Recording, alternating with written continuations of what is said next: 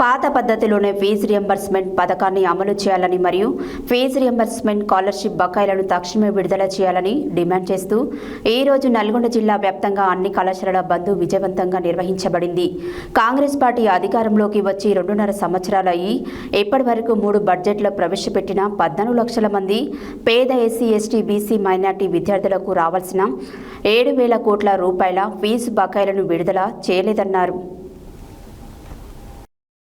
పాత పద్ధతిలోనే fee reimbursement పథకాన్ని అమలు చేయాలని మరియు ఫీజు రియంబర్స్మెంట్ స్కాలర్షిప్ బకాయిలను తక్షణమే విడుదల చేయాలని డిమాండ్ చేస్తూ ఈరోజు నల్గొండ జిల్లా వ్యాప్తంగా అన్ని కళాశాలల బంద్ విజయవంతంగా నిర్వహించబడింది. కాంగ్రెస్ పార్టీ అధికారంలోకి వచ్చి 2.5 సంవత్సరాలు పూర్తయిన 3 బడ్జెట్లు ప్రవేశపెట్టిన 14 లక్షల మంది పేద ఎస్సీ, ఎస్టీ, బీసీ, మైనారిటీ విద్యార్థులకు రావాల్సిన 7,000 కోట్ల ఫీజు బకాయిలు విడుదల చేయలేదన్నారు. పాత పద్ధతిలోనే ఫీజు రియంబర్స్మెంట్ అమలు చేయకపోతే మరోసారి ఈ నెల 15న రాష్ట్ర వ్యాప్తంగా పెద్ద ఎత్తున ఆందోళన కార్యక్రమాలు చేపడతామని సాగర్ల కరుణాకర్ యాదవ్, బీసీ సంఘం యూనివర్సిటీ అధ్యక్షులు మరియు నల్గొండ జిల్లా స్టూడెంట్ వర్కింగ్ ప్రెసిడెంట్ హెచ్చరించారు.